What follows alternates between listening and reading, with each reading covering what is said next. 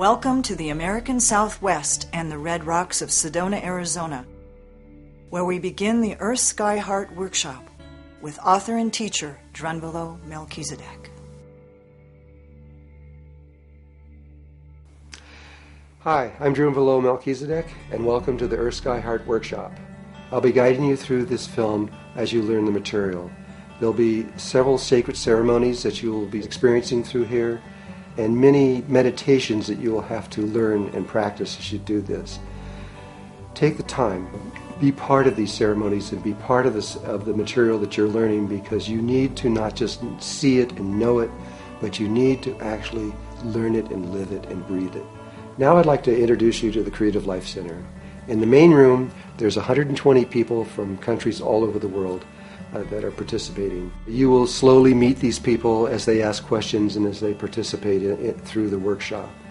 They came here as just friends and people that barely knew each other, and over 5 days they became very close, almost like a family, through this experience.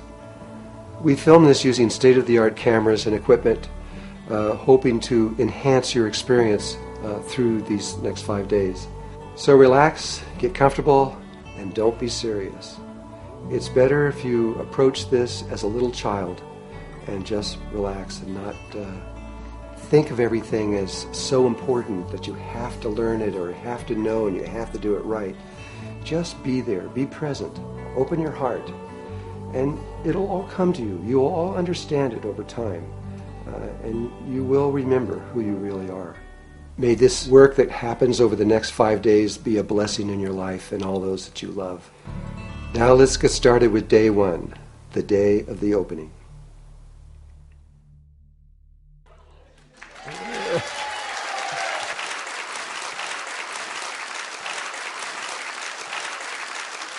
Good morning, everyone. Welcome to Hollywood. Okay, we're in Arizona, Sedona, Arizona, and this is the Earth, Sky, Heart workshop. And this is going to be, I don't think they probably told you this, but this is going to be the last one ever. You're at the very, very last one. I remember when in 1994 I was doing the Flower of Life, and I did that from 1984 to 1994. And then all of a sudden I realized, wow, it's over, and then other people took it on. There was about 350 facilitators that went around the world to teach it. And then after that I realized, well, there was all kinds of missing stuff. There were things that I forgot to put in the book. I thought I did, but I didn't. And then there was a lot of stuff that I've learned over time. The evolution just kept going. And so this workshop has evolved pretty dramatically, especially in the last 2 or 3 years. And at this point, we have permission to change everything. Now, for you who have started with the Merkaba, this is perfect. This is exactly what you need. But in the future, starting in July, we're going to do something very different. It actually isn't different in the content. It's the way that it is delivered. Initially, it was decided by the Ascended Masters that they couldn't deliver this information the way that they always had. Meaning, they gave it first from the female point of view, and then from the male point of view. And so they began with the heart. That's where they started. They didn't talk about the Merkaba. The Merkaba wasn't the first thing, it was the last thing that was discussed. And that's still true in Tibetan Buddhism. If you're studying Tibetan Buddhism, you don't know about the Merkaba. You have to die first before you can find out about it. You have to die 13 times.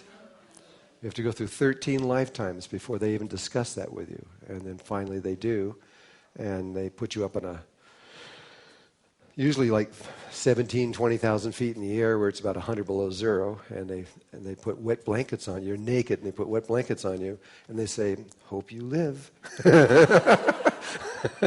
And you've got about 10 seconds to do it right, and all you do is you program your Merkaba that within it, it's whatever temperature you set at, it is that temperature, and you will melt the circle out, and their teachers can see that taking place, and then they know that you knew or you know what you're talking about.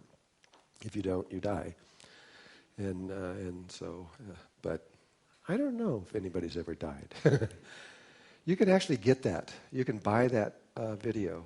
They actually, which is hard for me to believe, but the Tibetans allowed them, which is about 7 years ago or so, to video an actual monk doing this. And you can, I think it's with the Discovery Channel or the History Channel, one of those kind of channels. It would take a little research. I'm sure you could find it, but you can get it and you can see this happening. Okay. Anyway, when the Ascended Masters first put this out, which was about roughly 1980, before I started teaching, they gave it out through the female way, and nobody showed up but females. There'd be like a room full of females and one guy back in the corner doing his fingernails, you know, and nobody came. Not both sides of the coin. They didn't come. And it was clear after about 3 or 4 years that this was not working. And the reason is because when we fell, and because of a lot of influences from ETs and other kinds of things that were going on, we evolved almost totally left brain and logical. So now we're just we're like becoming Dr. Spock, you know. I mean, we're becoming a male race. And so it was decided to switch over and reverse this and begin with the Merkaba. And they waited until they knew what would happen, is that eventually we would discover crystals, which we did. And then we all got into these crystals, and the whole movement, wow, look at crystals, and they started realizing they're alive. But eventually they look inside and they see all the geometries. And when they did, that's when we introduced sacred geometry in 1984. And it worked. I mean, the men were attracted to this because it was logical and it made sense. And so it pulled them in, and that was required. We couldn't just do the women. We had to do both the men and the women. And so that worked, and it's been continuing up, but it had a lot of side effects that normally don't happen. Because we introduce something as sacred as the Merkaba, while people still had these huge egos, it caused people to take it, run with it, change it, make all kinds of changes in it that you can't do. You can't change even one tiny thing in it, or it doesn't work. And it's just exactly like the Torah, where in the Torah, if you change one letter, you can throw away the book, because it doesn't represent what it was trying to put out. And this is the same way. It has to be done in this particular way. It took billions of years to get there. And a lot of life was lost. Whole planets were destroyed because they were attempting to do something that didn't work. And so and the other reason you can't change it is because the Earth, all the planets, and the Sun are all rotating with a tetrahedral Merkaba at 3421. And so if you use any other Merkaba and you're trying to go through ascension to higher consciousness, you have a problem. Because you're not in harmony and in frequency with the Earth. And she is the one that's going to do this ascension. It's not you. You may think you're doing it, but she's doing it.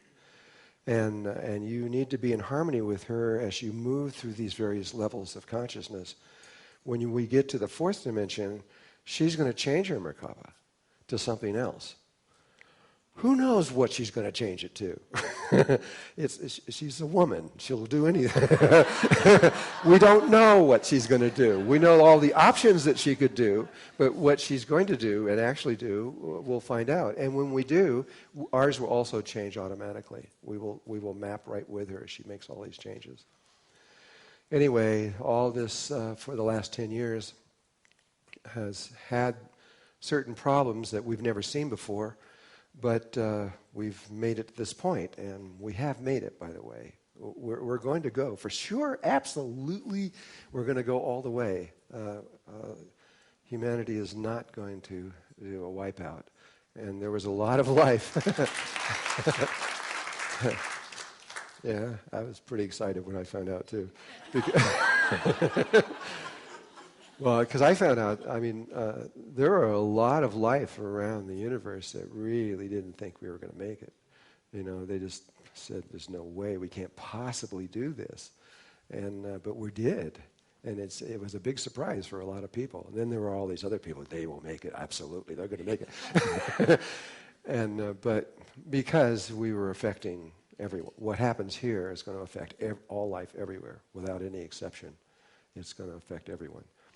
And now that the universe knows it's worked and everything, people have relaxed everywhere, because it was kind of scary for a while for some people. When I say people, I mean ET people that are there are still people. They just look different.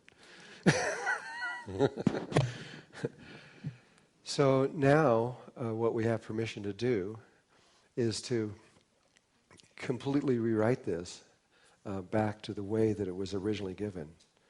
And we can do this now because we have changed. We are not who we were 25 years ago or so. We have really, really, really changed. A lot of the things I'm going to be talking about in this workshop today, 25 years ago, if you even brought it up, they'd just throw you in a garbage can or something. They wouldn't ever believe you or think it was even possible. And so we have already made changes within us that are huge. And because of this, we can begin in the original way. And we start with the heart. And we actually move up the chakra instead of down. And it's at this point, it will be a lot easier, a lot simpler than the route that you guys took. The Merkaba is complicated. Sacred geometry is complicated. Well, you don't even have to know that stuff. Here, we're going to begin with the heart. We're going to learn about sexual energy and the relationship of it. Move up the throat through to the tongue, and from there up to the thalamus gland. There's a whole thing that we're going to still do it, but we're going to do this in a different order. And what happens is when you do it in this other order, at least this is what has always happened before. We won't know for sure if this is going to happen until we see it happen. But what has always happened before is when you do it in this other way, the Merkaba happens automatically. You don't even have to do it. It just goes out. It's still just as powerful. You can still program it and work like it any other way, but you don't even need to know it has tetrahedrons. You don't have to know anything, which is pretty much how most people throughout the universe learn this. They learned it by experience and then later studied it and understood what it was internally. But they picked it up right away. And this is happening all over the world right now. There's people that don't know, even know what the word Merkaba is, and they're just sitting there. But because of the changes that are happening within us, it's just happening to them. They're just sitting in a bathtub or something, and they can feel this thing rotating around them, What's that? And they're figuring it out.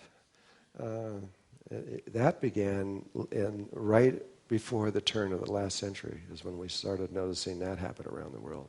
It's going a lot faster now. There are millions of millions. There's probably over at least 100 million people in their Merkabas now. It's really out there. And it's moving faster at this moment. This is a great time to be alive. It is. It's just exciting. Yeah, I can hardly stand it. What's going on with the sun right now is awesome. And the magnetic fields. It looks like the science thinks that it's negative. They think that this is scary, and it potentially could shut the planet down. Literally close it down. But I'm going to talk about this in depth at one point, probably on the third day, because there's something going on that if you understand it, and you understand what it is, and you know your energy fields, you can take this energy and make it really positive instead of negative. And because it's happening right now, it's making people all over the world sick. There's lots and lots of people getting sick, and there's about 35 different types of sickness and illnesses coming out from it. But it's all being caused by the magnetic field and the stress that's in the magnetic field right now. But we'll get into all this. And anyway, beginning in July, there'll be a new training for anyone who wishes to teach this work.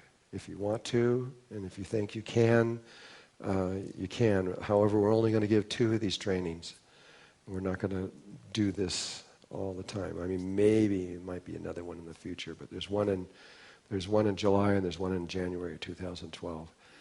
And that's mostly for the Flower of Life facilitators that exist out there right now, so they can be retrained in this new way, which includes everything, not just the Merkaba, but the whole thing.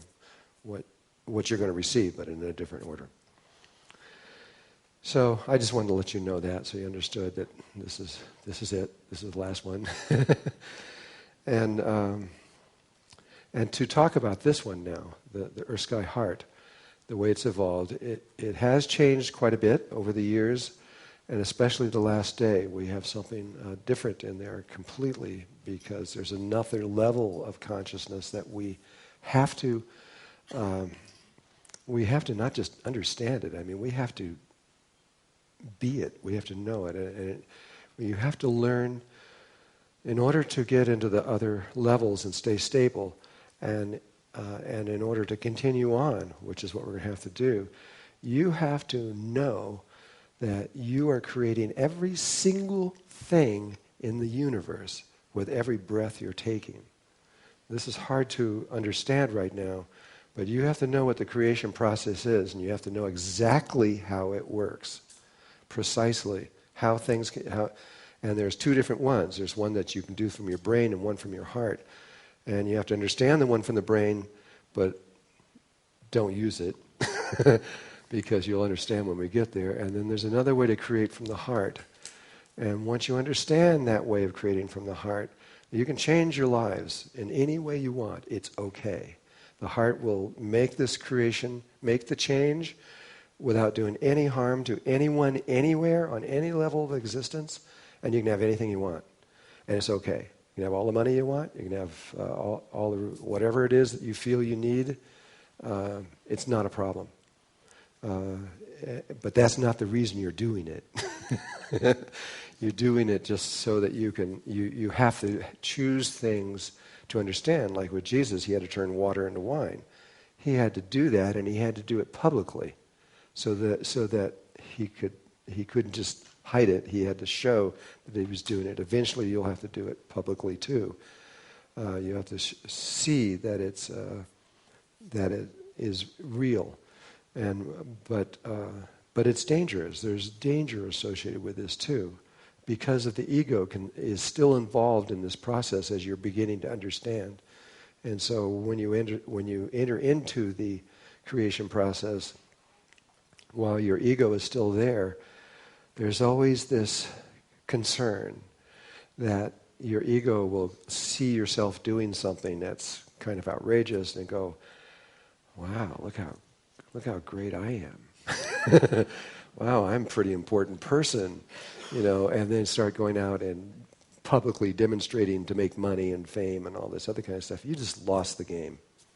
It's just over. You got to wait till your next lifetime, because you just crashed and burned, basically. You have to be very careful entering into this, but on the other hand, you have no choice. You have to go through it. The Hindus, have spent so much time discussing this. These are the siddhas, the powers of what are human potential, and but still, it is dangerous only because of the ego.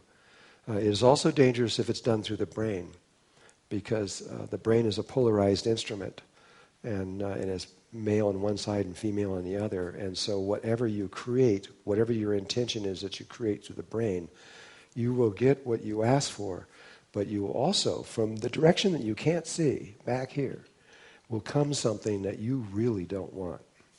It'll be exactly the opposite of what your intention was. And the people that are working with The Secret, they're figuring that one out, probably about now. They're all in court with each other and fighting. They made $600 million in that DVD, and it's all being frozen. They're all fighting with each other, and and the things are coming back to them from the other way, like with James Ray, what happened with him. And so, but there is a way to go into this process, which we'll show you over the next 5 days, that you don't have to have any fear at all, a worry or concern or anything, because of where it's being generated from, and from within the heart.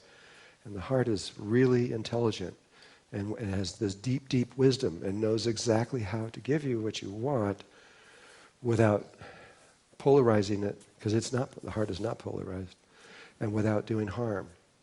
The brain doesn't care if it does harm. The ego just doesn't care. Usually it doesn't care. Maybe somebody's brain does, but most of them don't. Okay. Now this workshop here, since we're talking about two different ones, this one, Earth Sky Heart, is in 5 days long. And I'm just going to talk about the different days. They're really, utterly different each day. This day I call the day of the opening. And really, most of what's going on during this time is not physical. It has to do with all of our higher selves are right now having a party somewhere, and they're all laughing and talking and exchanging energy in different ways and doing things, and they're all excited, I'm sure, because they know that you're here physically, and we're all going to get this. But anyway, the party is what's really important. It's the connection that we are making right now. This connection started a long time ago. The moment you decided to come here, we connected in the dream world. Probably a lot of you may remember this. Some of you may not, but probably a very large number do remember. And we used the ancient Egyptian Temple of Dreams and what they've learned in that as a school to begin the process. But once we actually get here in this day, this is when this thing happens on another level of existence that is really important. So what happens on this day, we could just sit around and hang out under trees or something, I mean, really, it is the essence of what's happening is this thing. But, I'm going to use the time. But that's the most important thing that's going on. Then tomorrow, we're going to switch from that to the body itself, and it'll be a day of healing, and primarily working on the chakra system, and specifically on the two heart chakras. You have one heart chakra here and another one here, and this one's connected directly to the heart, and the upper one's connected to the right brain.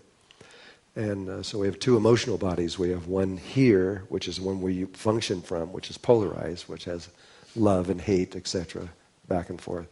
And then we have this other emotional body, which most of us have never experienced, which is the same range of positive emotions, but it has no negative ones at all. It's the only place that unconditional love can actually really exist. There is no such thing as unconditional love from the brain. And that's where we usually are attracted to our mates. We see them because we like the way they look or whatever, or their money or something, whatever it is about them that we like. And then we say we love each other, but that love is conditional. All that person has to do is just say the wrong things at the wrong time and it's over. But not true with the heart. If you actually fell in love with someone from your heart, it wouldn't matter. It wouldn't make any difference what you were doing. You would never stop loving that person, ever. And so this is another part of all of this. So we're going to focus on these two heart chakras because that's where most of our trauma is. We also have deep trauma in our sexual chakra, but it's usually related. There's usually a relationship between it. If you get this, you'll get a lot of the sexual trauma also. And this is stopping a lot of people from being able to spiritually evolve. There are other things that are stopping us. There's other levels in our emotional body. That's not the only thing, but this is the biggest one. And so if we can just get that one, you'll find that your meditation is easier, clearer, and you can expand farther. If you don't do anything about this, then what happens is you go up you hit a certain level of meditation, and then you can go for 30 years and you don't go 1 inch further because those traumas stop you from proceeding any further. And so it's important that we do this. And it's kind of fun, the way it's been laid out. This was Archangel Michael who created this. It was not me. Maybe tomorrow when we get into it, I'll talk about it. And then after that, we're going to go into day 3, which is the day of the mind. Again, total shift to something completely different. And we're going to, a lot of concepts and ideas of everything that we're going to try to straighten out so that you can understand what is going on and what's happening on a lot of different levels. It helps your mental way of perceiving what's going on.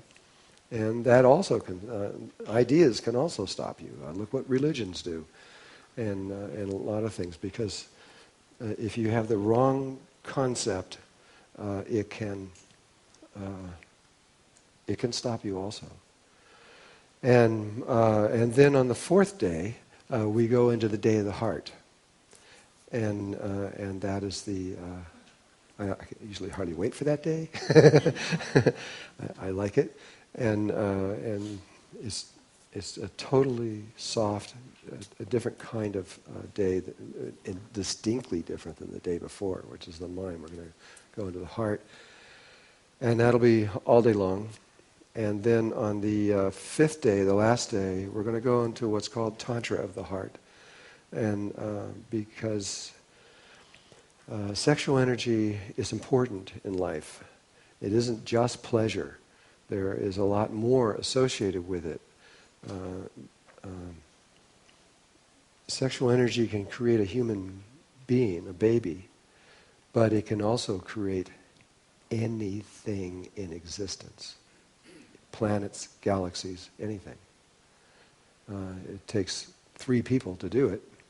You can't do it by yourself when you start creating on these levels. But it takes 3 people to create a baby. It takes one mommy, a daddy, and a baby. And one is male, one is female, and the baby can be male or female. So it takes 2 males and a female, or 2 females and a male, to create anything on these higher levels. That's minimum. You can have a lot more. Sometimes there's hundreds or thousands more that are working together to do things, but that's the minimum number. And so we're going to go into, that's where we're going to get deep into the creation process of how everything works. And so this is a school. This is, and we might laugh and have fun and play and all kinds of other things, but we're going to still keep focusing on trying to give you the knowledge and understanding and direct experience so that you can proceed in your way of evolving. And we're all different. Okay, I think that's about it. I don't know exactly. There's, by the way, there are certain, though I have it all written down where we're going to go, kind of, there's a lot of little branches that go off, and it depends on who you are and what you need. So I don't know. This one may not be exactly the same as another one that we do, because it depends on what the needs are of the group. But whatever it is, that's what we're going to do. Because we are going to be a big family before this is all over. It's hard to imagine because we're from all over the world. But we all really have the same core, same purpose, reason, same desires in life. We're human beings. And we have one mother, that's Mother Earth. And we have one Divine Father, which is the Sun itself. And we have one, there is only Great Spirit, there is just one Spirit that moves through all life everywhere. So even weird-looking ET is really your brother or sister. I mean, we're all interrelated. And life right now really does love us and care. I have to add a little thing. I have to say, I apologize for what the Greys and the reptiles have done. Because when that was our first introduction to other life. And those guys were just here to kill us and get rid of us. They had good reason to. If you understand what was going on and why we destroyed over 100 of the great planets, whole planets, killed everybody on it. We did it. And that's why they were here, because otherwise they would have never came here. And they came here to find out what we were doing and then to try to correct it, which they couldn't. And then they just wanted to eliminate us. That's over. Well, with the gray side it is. It's not quite over with the reptiles yet, but it's almost over. And it will be over with very, very soon. And what's behind that is the rest of the universe. And at this moment right now, there is somewhere between 250,000 to maybe as many as 300,000 different cultures, different races, species that are here on Earth right now. And they are here out of pure love. They're extremely high beings. They understand the situation. They came here to raise our consciousness because we weren't going to make it on our own. And their their time is about to go. You're going to see the love. You're going to feel it, and it's almost here. So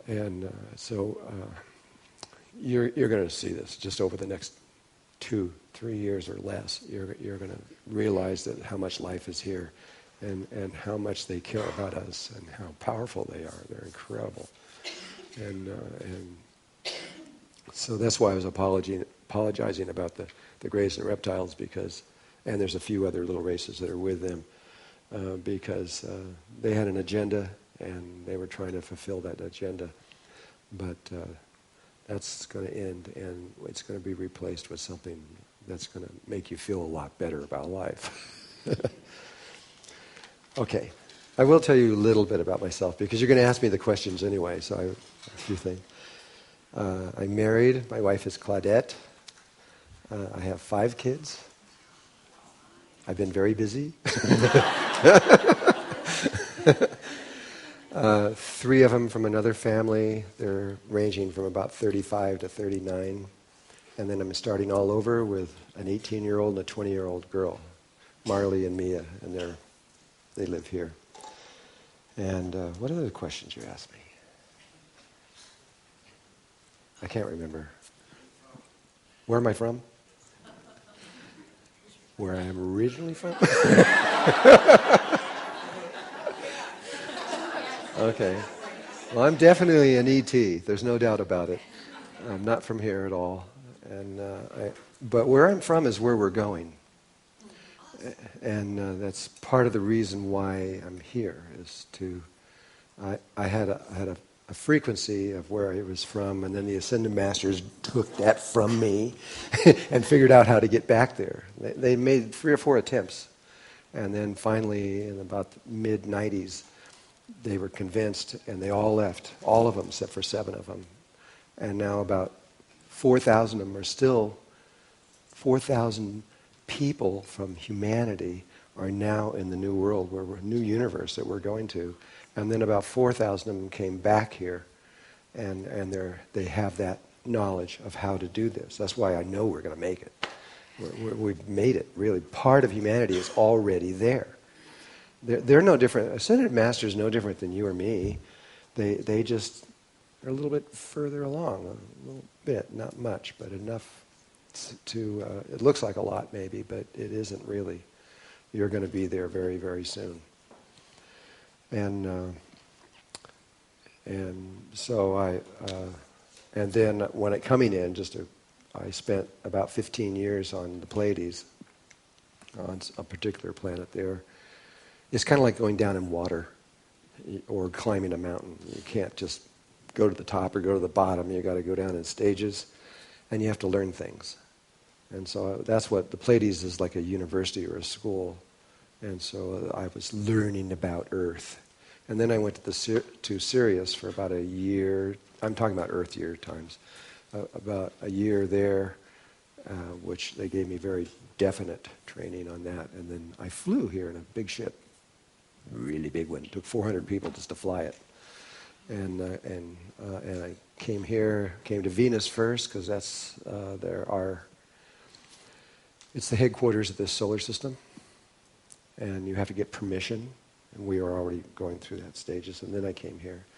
I came here in 1840, but immediately went into the fourth dimension of the Earth, looking for somebody, and there was nobody there, and nobody that had any consciousness hardly. And then went up and found them all the Ascended Masters were in the sixth dimension of the Earth's awareness. And spent about 10 years trying to understand. And then I felt like I knew it. I came down and I was born my first lifetime here in 1850, and then died in 1890. But I made so many mistakes. Oh my God. I did everything wrong possible. And I was so sure that I had it down. And so then I went back there and I said, God, you guys didn't tell me all this stuff, you know. It hurts to be down there. And so I stayed a long time. And the time is different. As you go up in dimensions, time gets longer, bigger. You have more of it. And so I was there from 1890 to 1972. That was 82 years. That's a long, long, long, long time. And I figured, okay, now I've got it. And I wasn't born normally. I walked into this body on just a couple of days, April 10th of 1972, and been here ever since. That's the birthday. Yeah, well, I consider that's my birthday because that's when I came in. But the body was older. The body's 70 years old, but I'm only 39.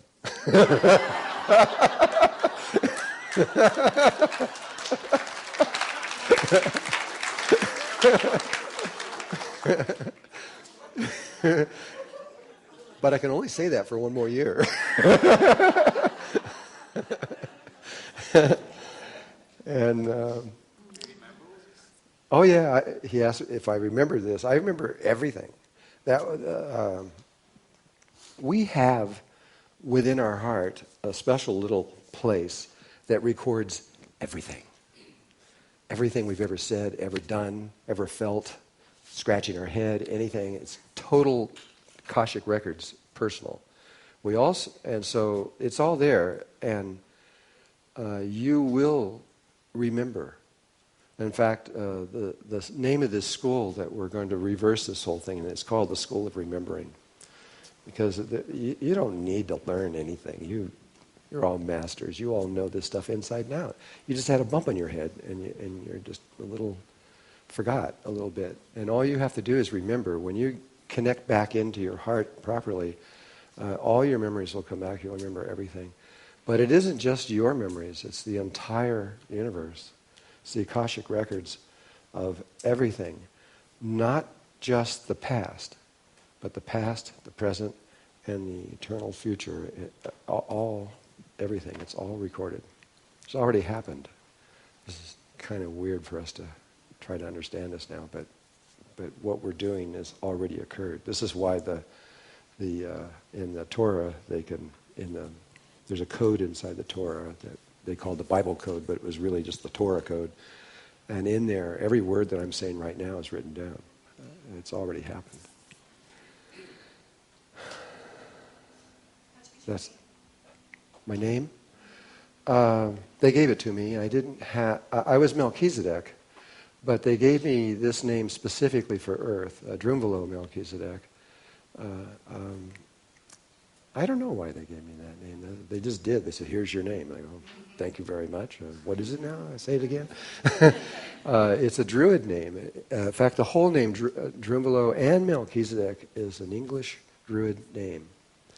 And the Druids see Melchizedek as living in the center of the earth. And so they look down. That understanding is so wise. I mean, in terms of where life is and how it works. If we have time, I don't know if we will or not. That's part of what's called the advanced workshop of this. But the center of the earth is exactly identical to what's outside the earth. The entire stars, planets, everything, in the same exact arrangement, same precise everything. exists in the very, very center of the earth in a spot so small that you couldn't see it if it was here right now. And this is what it's all about. The Fibonacci the golden mean rectangle rotates in, or the spiral, if you want to look at it that way, rotates in forever and ever and ever, going in, getting smaller and smaller and smaller forever. That's what's in the earth. But from this place where we are right now, whatever size you start at, it'll also rotate out forever and ever and ever and expand forever and ever. And that's what you see out there. And they are the same. Nassim Haramein is actually proving this right now. He's a physicist, PhD, I believe. He's not PhD? What is he? Self-taught. Self-taught? He's not, he doesn't have a degree? I didn't know that. I've been for 30 years to think outside the box. Yeah. Okay. I didn't know that. That's interesting to know that, because he was putting himself off like he was that's why he calls himself scientist. Okay. What we're going to do now is I have to check your Merkabas. Now, everybody here is supposed to have been practicing this for at least 6 weeks before you got here, so you can understand. But still, what I've discovered all over the world is that people make mistakes. They don't understand something, and they start doing a practice in there, and that practice is not going to benefit them at all. And so we need to correct these things. Most of them are talked about in the books, but people just sort of glance over that. They just keep right on going, and they never really notice it. And so there's things I have to find out if you have mistakes. Let me see. One of these things is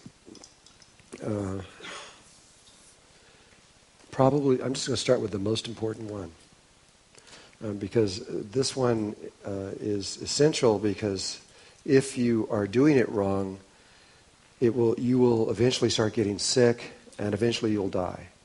So, it's pretty important.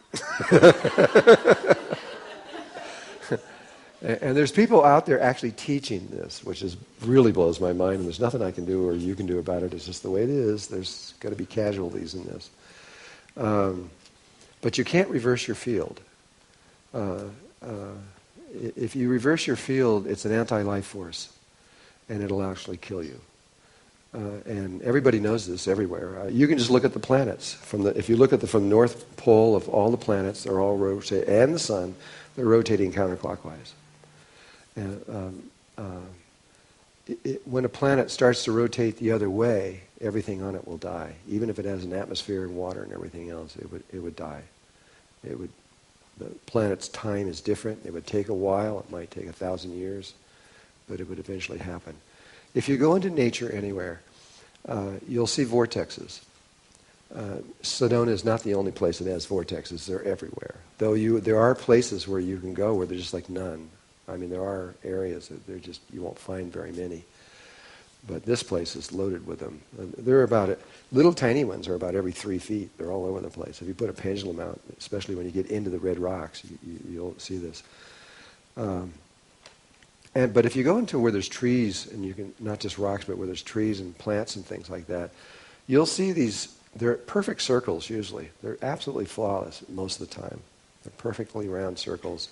And everything, and they're the thickness of even thinner than a sheet of paper of where you're in it and not in it. And like there's one, how many people have been to, what's it called, the Mystery Spot in California?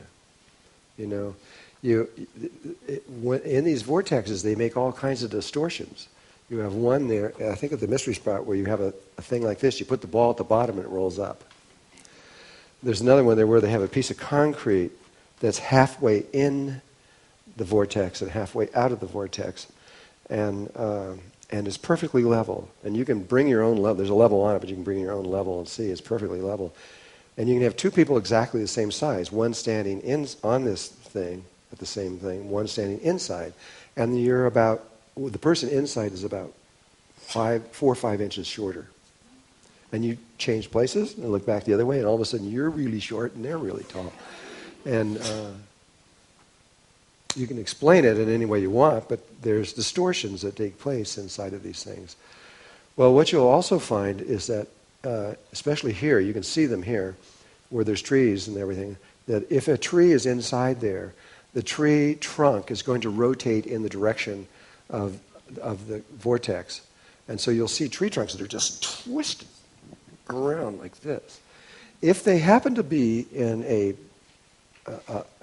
anti-clockwise or counterclockwise vortex, as you're looking down at it from the north, they will be stronger and better and healthier. Even though they're all twisted up, they'll be doing great.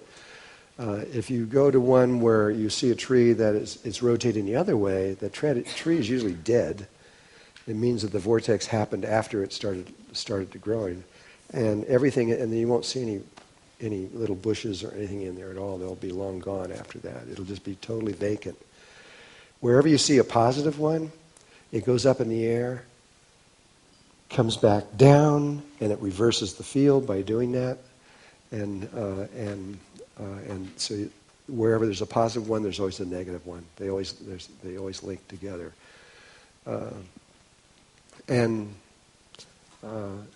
Well, we're the same way. And so if you rotate your field this way, you're fine. But if you switch those fields and go that way, you've just created an anti-life force field around your body, and you're going to get weak and eventually get sick, and eventually you won't be able to survive.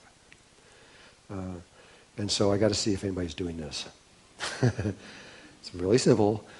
From a point in front of you, are you rotating the male one to your left, 34? Is there anybody not doing that? No? From a point in front. If you pick the point, once I had a person who was really sick, ended up in a wheelchair, and this was only about 3 or 4 years into doing the Merkaba, and they were just getting sicker and sicker and sicker. And when she described it to me, she was saying, "No, I'm doing exactly what you're saying." And I just couldn't understand it because the symptoms were so clear to me. But she was saying, no, I'm going 34 to the left and 34 to the right. And then after a long discussion with her, I found out she didn't pick a point in front, she picked a point in the back. So why? I don't know. But she was going 34 this way, 21 this way, and it reversed the field. As soon as she switched it back the other way and chose a point in front of her so the reference was correct, all of her symptoms went away and she's fine. And so nobody's doing that here, I don't think. Okay. Yes. Oh, we need the mic. This is Natalia here who's bringing, just to introduce you. Huh? I changed my name. Oh, you did? What is it? Olivia. Olivia? Oh, okay. All right. Hi, Olivia. I didn't know that. In the book, in the explanation, and in the whole rotation with one going one way and one going the other way, I found that in meditating, it was so complex that my brain just curled. It just started. So I gave the intent for it to do what it does. So I couldn't tell you which way it's going because I haven't tried to. Well, actually, that works perfect. There's 2 ways of creating the Merkaba. One is male and one is female. And the male way has to know every little detail and has to stay within the boundaries of the logical patterns. But the female doesn't work on logic. She works in another way, which is mostly intention, like you were just saying. And you can do that. But my instructions were to teach the male way, to get the males to come into this. Now, with this new way that we're about to do it, that's exactly what will happen. When you get to the final patterns, you get all these things linked up, you just tell it to do it, and you don't even have to know what's spinning around you or what or how, and it'll do it perfectly. And it's mostly women throughout the world that are doing it in this way. That men can do it just as well, but men tend to want to go to the logical way.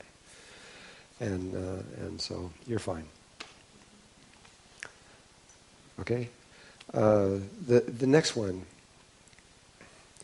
is there anybody here that is doing the Merkaba? Let me get this.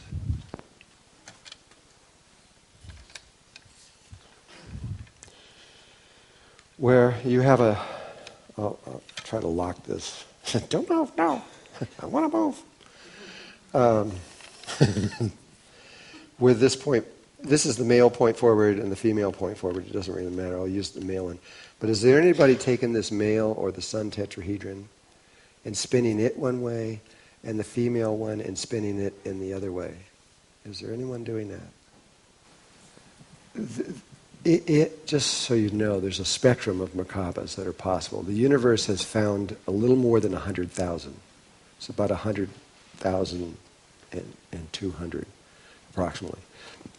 And that's what they've learned. And they haven't found a new one in a very, very long time because they've exhausted all possibilities. But if you spin the top one way and the bottom one the other way, that's the first one. It's the very first, simplest, easiest way to create an energy field around your body. And medicine men and shamans all around the world have been doing this for thousands of years. And there's nothing wrong with it. It's just that it's very, very limited. You can go fourth dimensional, but you can't go any higher. And so you can do fancy things. I mean, you can disappear. You can, all kinds of stuff. And you can gain information and knowledge and lots of things you can do that shamans have done with it. But it's not capable of making the movement that we need to make. And so they eliminated that one and went to the second one. And the second one is the realization that there's actually 3 sets of these things. And they're on the same axis. And so when they're stationary, which is where they are around most people, if you could psychically see them, you'd just see one set sitting there when there's actually 3 because of the same size and the same axis. But there's one set that is male, that is electrical in nature, and it's basically our mind, and it moves this way, counterclockwise relative to where I am. And then the female one, which is magnetic in nature and is the emotional body work, and it goes the other way. And then there's one that's fixed, that doesn't move.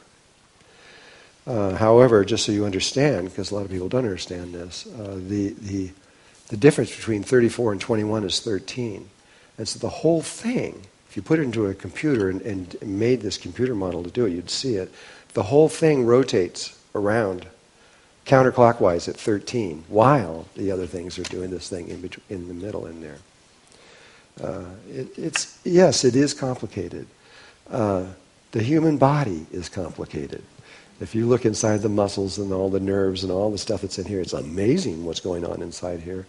And our light body is actually really simple compared to the other, but it's still complicated. So just with your intention, make sure that you understand that it's a full set going that way, a full set going that way, and one set that's fixed. And it'll be fine. However, let me find out if there's any other.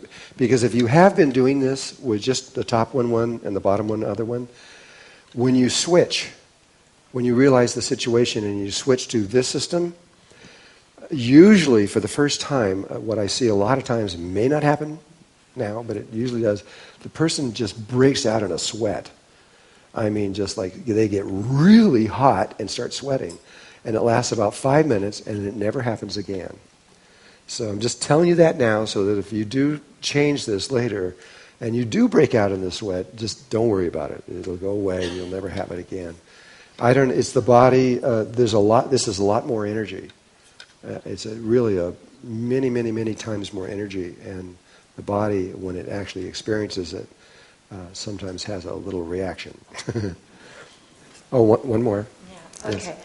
So when I started doing it, I did the top and the bottom, and I felt that heat, and now I understand what happened.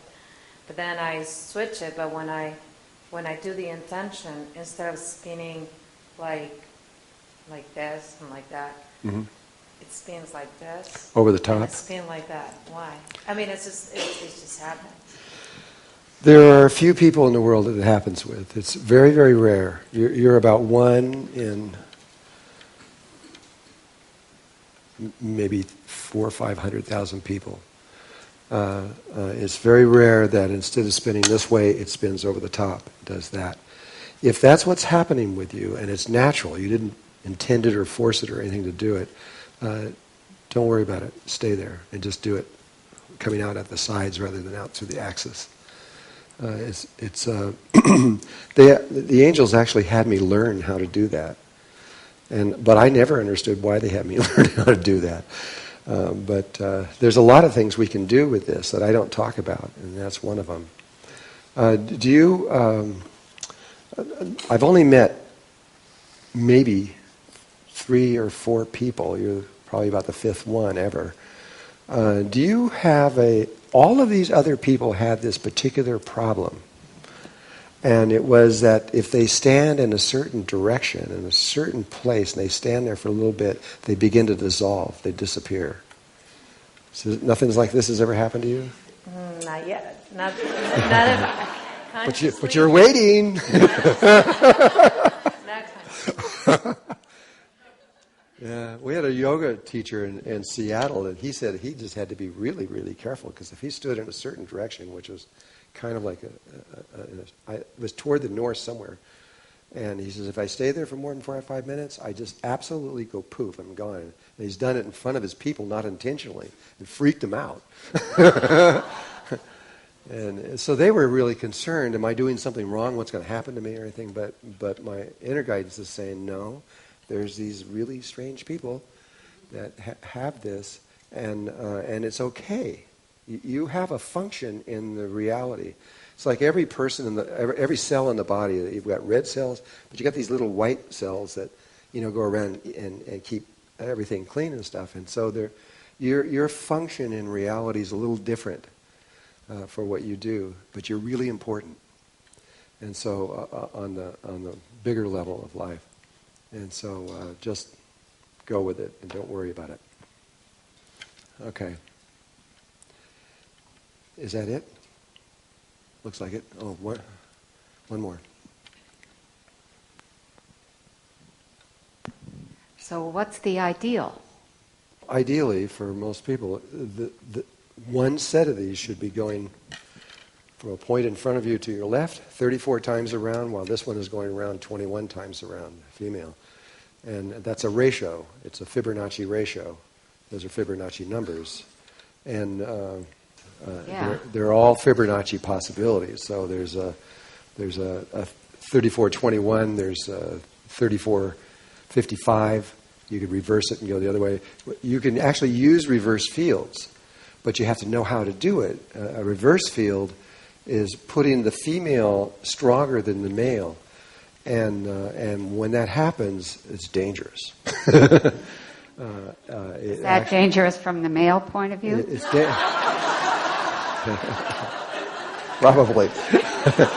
It takes 2 males to balance her when she's strong. It takes one below and one above. We did this work a long time ago in one of them, and then a lot of people didn't realize that wasn't even for human beings. It was for planets. That's when we were activating the Earth's Merkaba field. And her Merkaba field had been shut down for over 500 years. It was actually recorded in the Mayan calendar. It's about 528 years ago from right now, approximately. And at the same time, Amaterasu in Japan, it was exactly the same year that she went inside the Earth also. And so we went into this darkness at that time. But, well, just to keep it shorter, because we've only got 1 minute.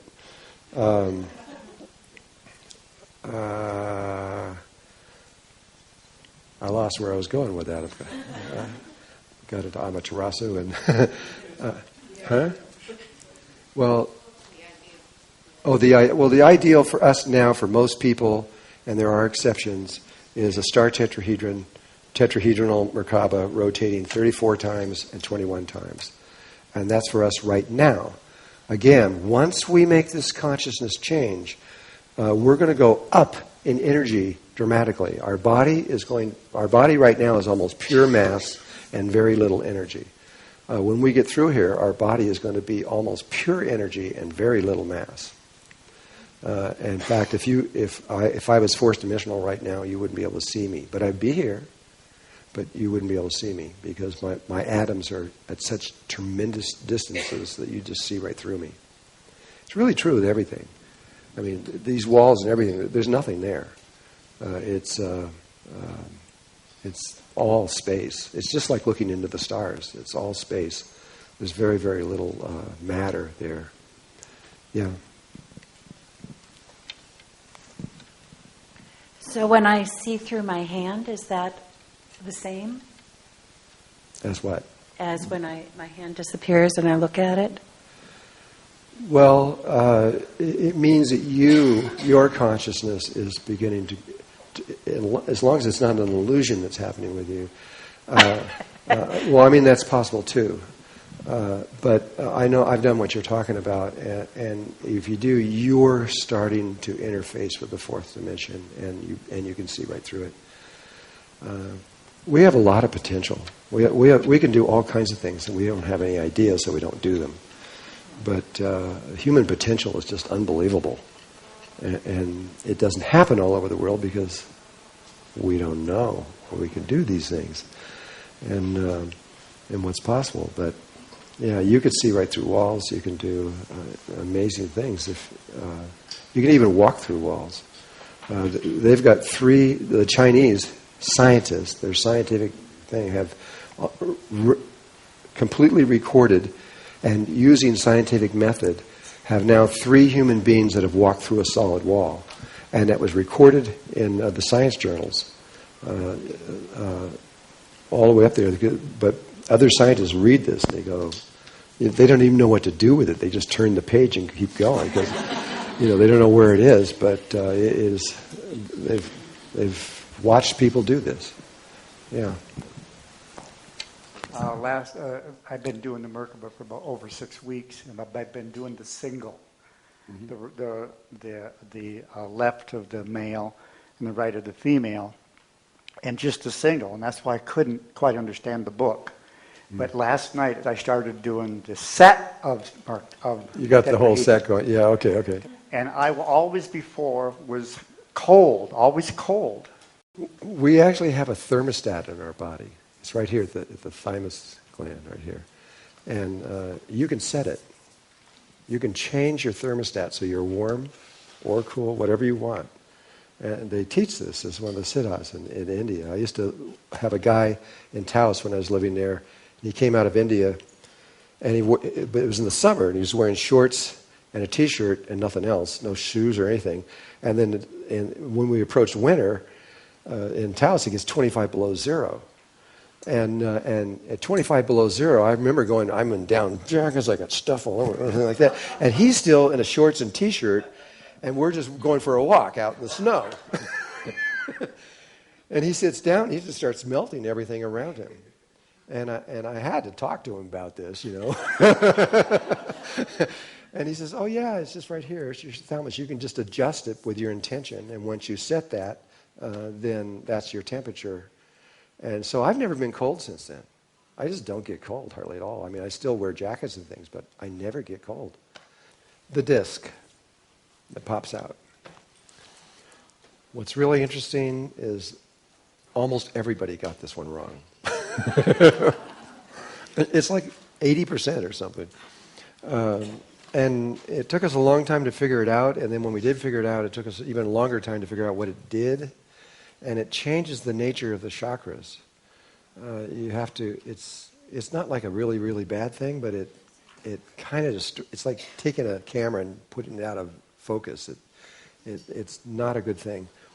But it's really easy to correct. It's just wherever you have it, you just send it to the proper place, and then that's it. It's just intention. It just takes a second, and it's over with. But right now, everybody just take your hands and tell me by your hands where you think your disc is crossing through your body.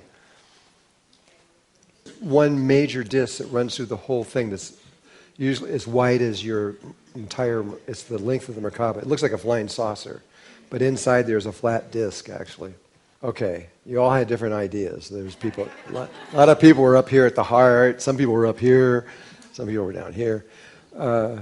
Just quickly, this star tetrahedron, if you look at it from directly through one of them, then the stars are equal. But when you're looking at it sideways like that, like this, it kind of looks like this.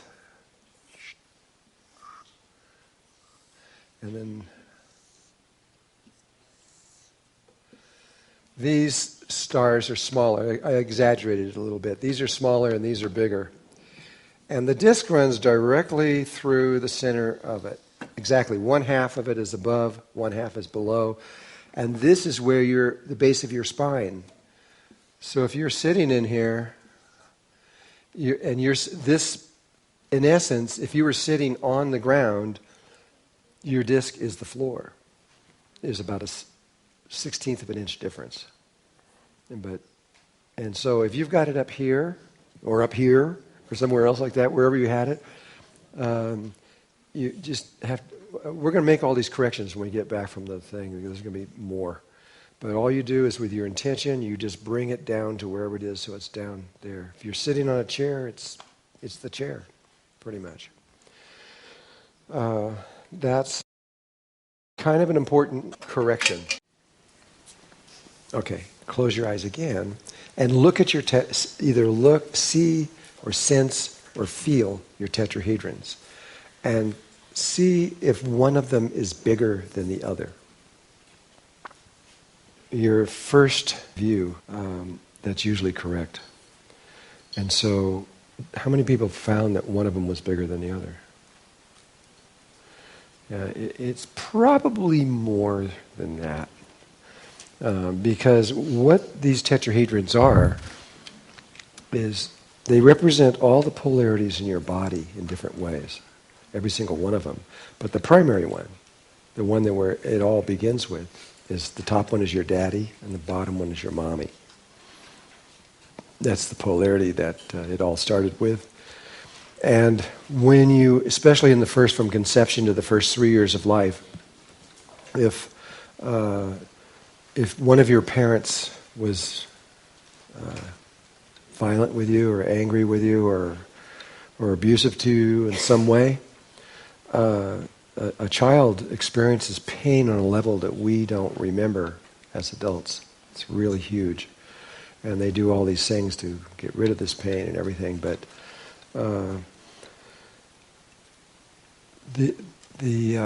what happens is the child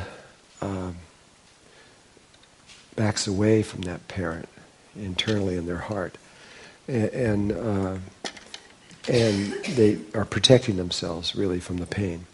And so what happens is in the tetrahedrons, the tetrahedron gets smaller, it tightens up.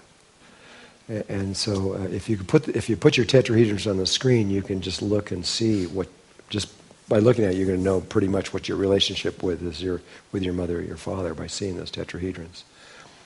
And you, all I can say now is you need, if you can, if it's any possible in any way that you can, you need to begin to release these traumas that originated with your mom and your dad, if there are any. And then really you need to start then going through all the other people all the way up and release them all. That's what I was talking about before, because your emotional traumas will stop you. But I just wanted you to know that if you have one bigger than the other, that's what's going on. You have something against them. You might have both of them. Both parents did it, and you'll see both of them, even though they should be out here, they're in here and they're smaller. And I just wanted to make you aware of that, really. We talked about reverse spin. Oh yeah, this is another one that a lot of people do. Hopefully there's nobody here doing this. Some people take a set of these like this, and instead of connecting to the big ones that are around their body, they see, usually it's a visual thing, they see a small set of them like this sitting out in front of them. And so when they're going through the white light and the top one and the bottom one and going back and forth and they're doing all the things, they're seeing it happen in front of them. They're not actually doing it. Is there anybody doing that here? You are? Anybody else? Well, I hate to be the person to tell you this, but it doesn't work. It just simply won't create a Merkaba field.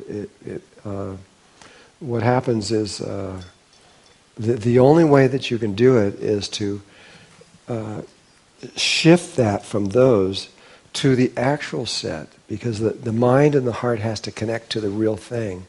And if it tries to connect to an imaginary ones out in front of you, it just won't work. And so when you get a chance, you need to do that. Really, instead of seeing one out there, you got to actually see or sense or feel. You don't have to see them.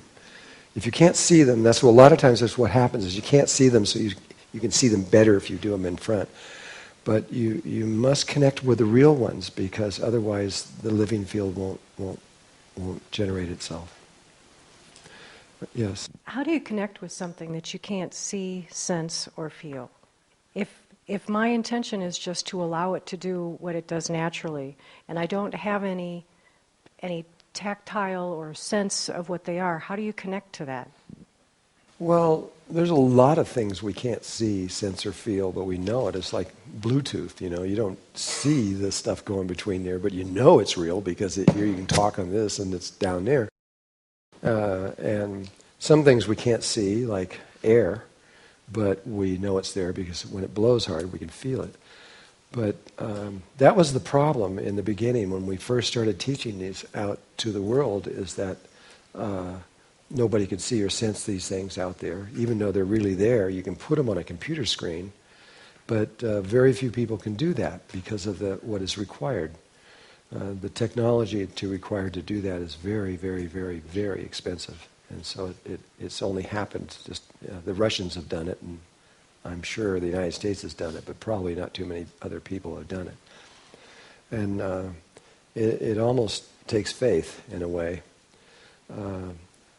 I'll take this to another level in terms of when people have what I've seen after, I don't know how many, I have no idea how many people I've been in front of with this and looking at their fields. But I've talked to lots of them. And what I find is that there's a spectrum.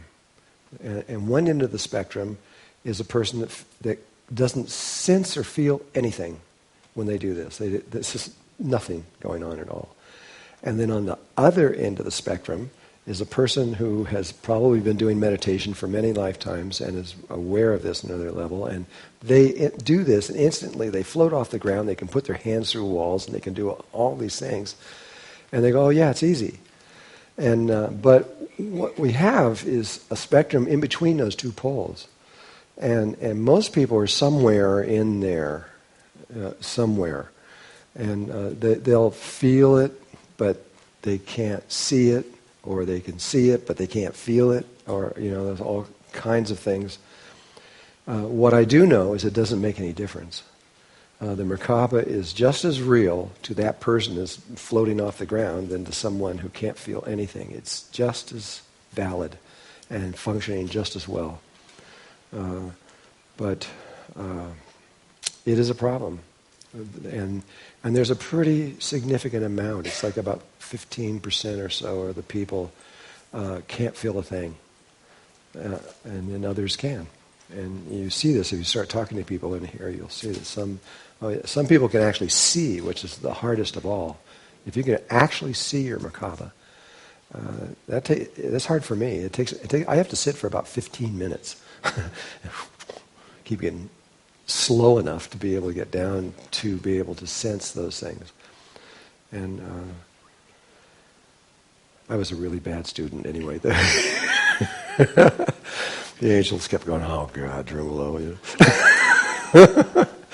They would, I'll never forget when they told me to make one of these out of cardboard. And I didn't know what I was making. They hadn't told me yet what it was yet. So I'm holding this little tiny cardboard thing with about this big, and I'm going, I'd never seen one before in my life. And then they start telling me about how important it is in the universe, and I'm going, you got to be kidding! This is, and then it took me a long time to get to the place where they said I had to do the meditation, but I just kept forgetting. I do it for 3 or 4 days, then I'm off in the forest playing flute or something else like that, and then I'll go about 2 weeks, and they kind of, Drunvalo, you got to meditate. Oh yeah. Oh yeah, a meditation thing. Oh yeah, and so we're all different, and we are who we are, and it's okay. This is not something. Nobody's going to fail this. We're all going to be fine, and we're going to remember. But it is kind of tricky. If you are in a position where you can't feel or sense or anything, you just have to go. This is where I think, this is where my wife could step in, because she is pure female work. I'm pure male pretty much, and she's pure female. And her work would really help a lot of people like that, because she doesn't do any of these things with logic. It's all just with images. And she can move consciousness around with images. She's getting really good right now, because she's been working for the last 1.5 years in Moscow for these large corporations, helping them. Yeah, Earl said. Earl Seb, right? Earl Seb. And she appears to really be helping them from the feedback that we're getting. But in teaching with them, she's learned a lot. She's got almost as much as they've got from her. She's got a lot from them. She's really fallen in love with them now. She loves the Russians.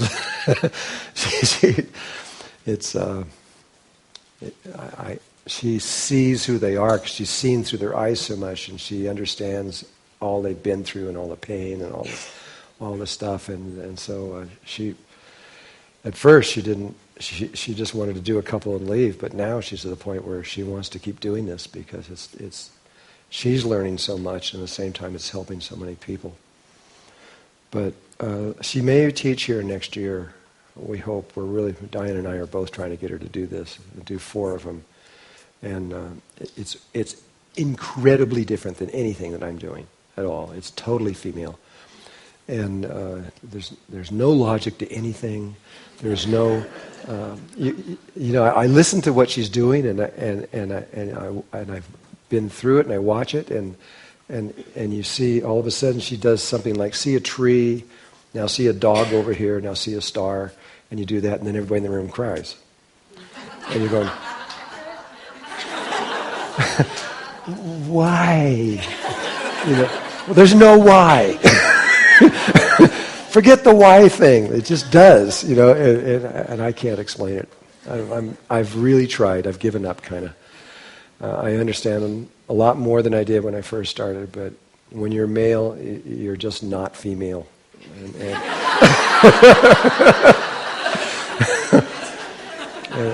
it's just I can't get there from here.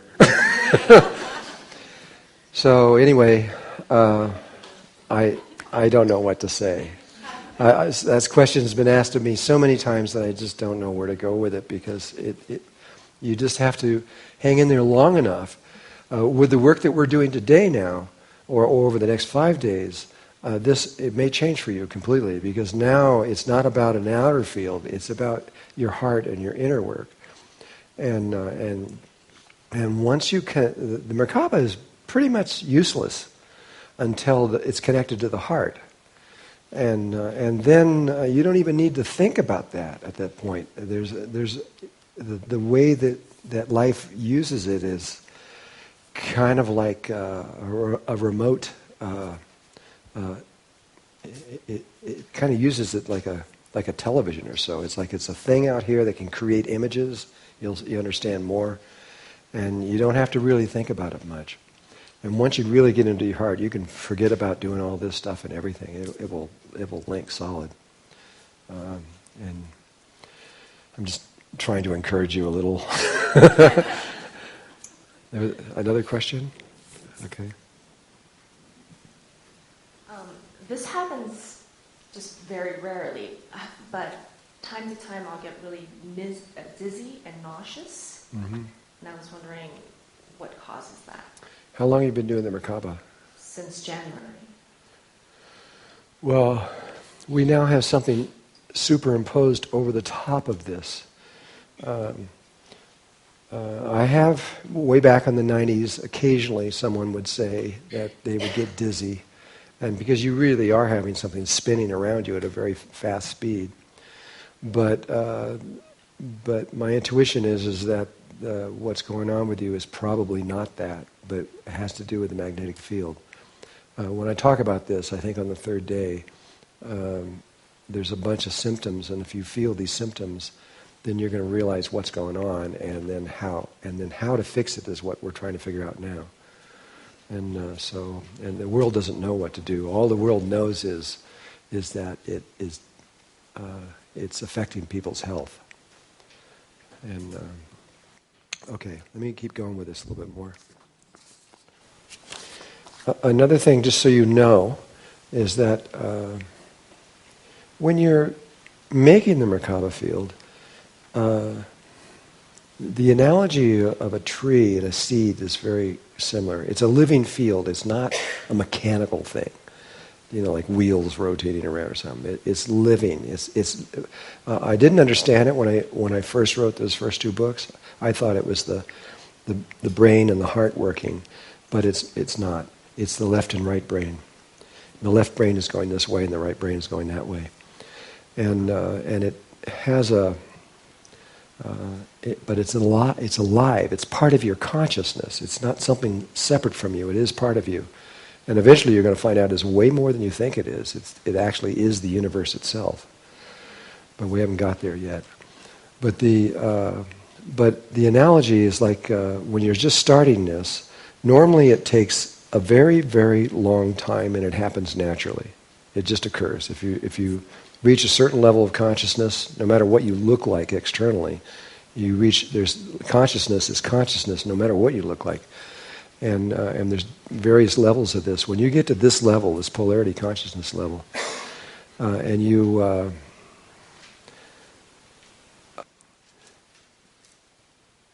when you start over, every day when you're doing this, you're actually bringing it from your navel up to your heart.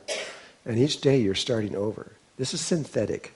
This is not natural. This is not the way that normally happens. It normally happens over usually at least 100 to 150,000 years before, and then one day you wake up and you go, oh yeah, and you understand it. Well, it's just like it's like a little tree. If you plant a seed and you put it in the ground, you have to keep watering that tree and protect it, and maybe put little things around it or a fence around it or something to protect it to grow up. And you have to keep watering it every single day, or you have to keep your attention on it. But once that tree gets up, pretty big, you can kind of let go. It will take off on its own. It's got its roots down in there. It's connected into water, and that's it. You don't have to protect it anymore. It'll take off. And the Merkaba is the same kind of way. When you first start doing it, it requires a lot of attention, and it takes about 2 years. And you have to keep doing this every year, every day, and you have to keep.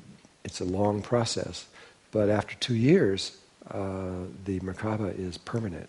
It's not going to stop ever again. It'll just take off. It's part of your. Even if you were to die and reincarnate, your Merkaba would still be with you. It would stay with you. It's part of your consciousness now. It isn't part of the body. It's part of your consciousness. But your body is part of your consciousness too. Yeah, it's not separate from your consciousness either.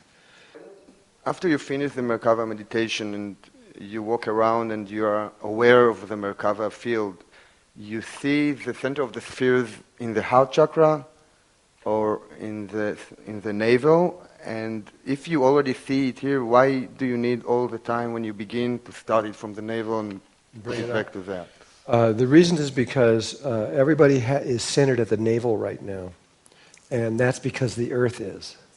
The earth has been centered there for a long time.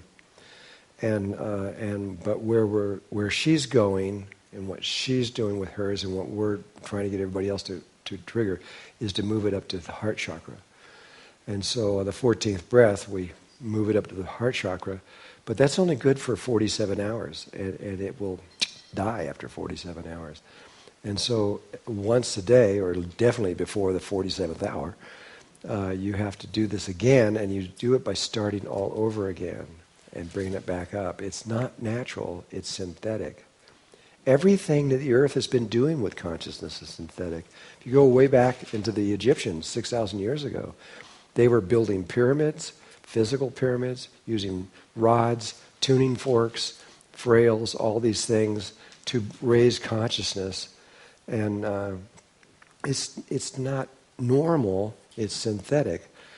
6,000 years before that, a little more, we basically got a bump on our head. Something happened during the time of Atlantis that caused us, we were already entering into that level. And then we lost it, and we came down. And then so life said, if we hadn't have already entered into it, the rest of the universe would not have allowed us to do what I'm doing now. But because we'd already entered into it, and it really was only a small number of people, but nevertheless, we had got it. And but because we had achieved it once, then they gave us permission to go back and do it again. But in doing it, we're doing it synthetically, and it doesn't always work. We've watched many planets go through this before, and a lot of times, I don't know what the percentage is, but it works more than it doesn't work. But still, there's lots of times when it doesn't work, and the whole planet just dies. Doesn't make it.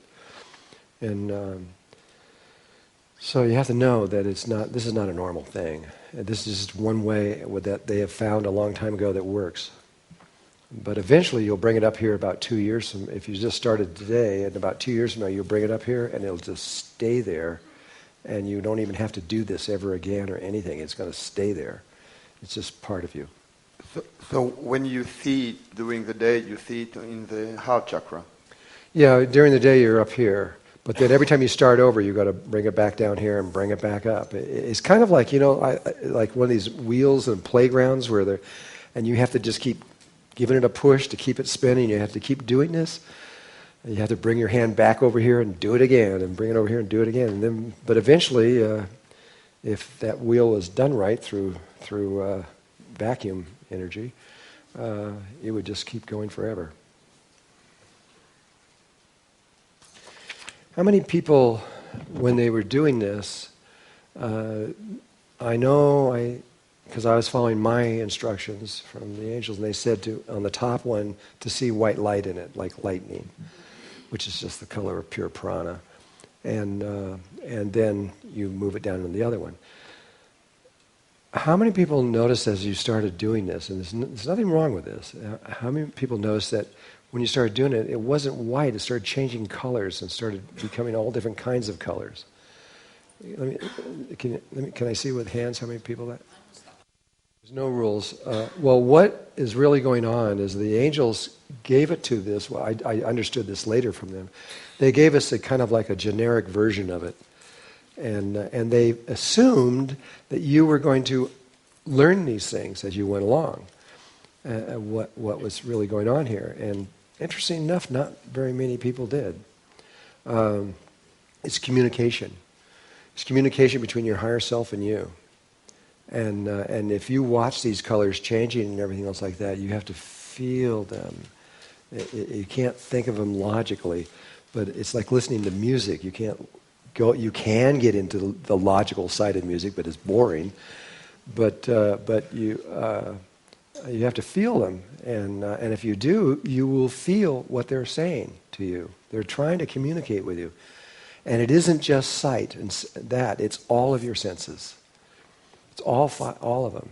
Right now you have 5. You're going to have 6 pretty soon, and actually 7, and then it jumps to 12, 13. We're going to be about 13 here, not too long from now. But right now we have 5. So there's sight, there's sound. How many people hear the Merkaba? I know you do. You told me. You do? You do? There's other things. There's smell. There's a lot of people smell flowers or different kinds of things that are in the air around there. It's usually very positive, but if it's negative, when we say positive or negative, that's just because we're in polarity consciousness. If you're communicating with your higher self, which is in unity consciousness, they don't see that. They don't think that way. And so then there's touch. Has anybody ever done their Merkaba and then felt?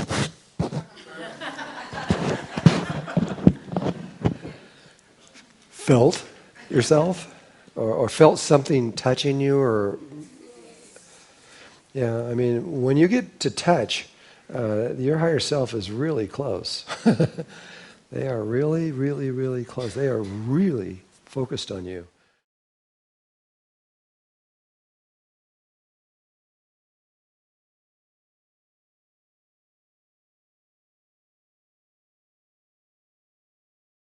Now we're going down to the angel ceremony. This begins this whole workshop. And this is a very important ceremony. What it does is it begins to open our hearts in a way that we normally don't encounter in our everyday lives. And through a very sacred way where I bless in the 4 directions and I make a sacred space for us all, I have you chant Hu, which is H-U. And while you're chanting that, I will be going around and doing something that temporarily brings all of your chakras into balance. It doesn't last a long time, but it helps in this ceremony. And then after we do that, I will say prayers, and we will then get to the angel ceremony. The angel ceremony is a very specific thing. It is very old. Every person on earth has 2 angels that are connected to them. They may not know this, but they have to have 2 in order to have polarity. And there are 2 of you on earth. You divide your spirit into 2 different people, usually 1 male and 1 female. And there's an angel associated with each one of those people. And this one angel will know who they are. Now, you may not even believe in angels. You may not think that they're real, but just go through this anyway.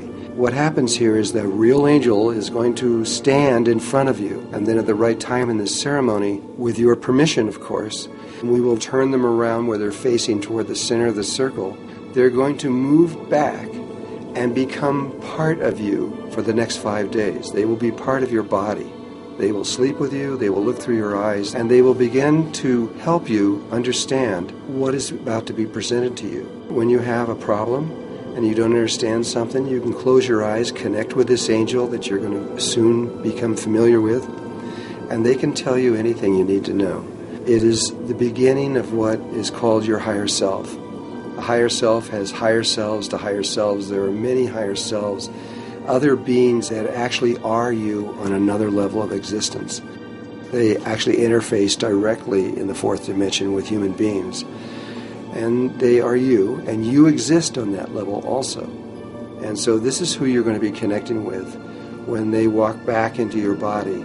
It is not somebody else. It is you on another level of existence. And for this reason, it's okay. You can relax and let this happen. Once it does happen, they will stay here for the entire 5 days that we are doing this workshop. And then at the end of those 5 days, they will leave you. If you wish them to stay longer, that's between you and them, and you can talk to them. But right now, it's only for these 5 days. This is the prayer that we say right before we bring in the angels. And this is how the prayer goes. Great Spirit, Mother, Father, Child, God, Creator of all life everywhere, we thank you for these circles, and we thank you for the love that is flowing through these circles. For without this love, we would never be able to see you in the eyes of every person before us. And may all the beings of light who wish there to be love and truth and beauty and trust, harmony and peace and reverence for God, may the beings that hold these principles and that are working with us now be here to help us so that we can understand what is being given to us and we can live it and breathe it and make it real here on earth now and today. Now for the angel ceremony, we are going to invite the angels in at this time. And I want you to go inside yourself to invoke them or ask them to come out and to be here in front of you. And when they are here, whether you can see them or sense them or feel them, it doesn't matter. They will be here. And this will be the beginning, something that may entirely change your whole life.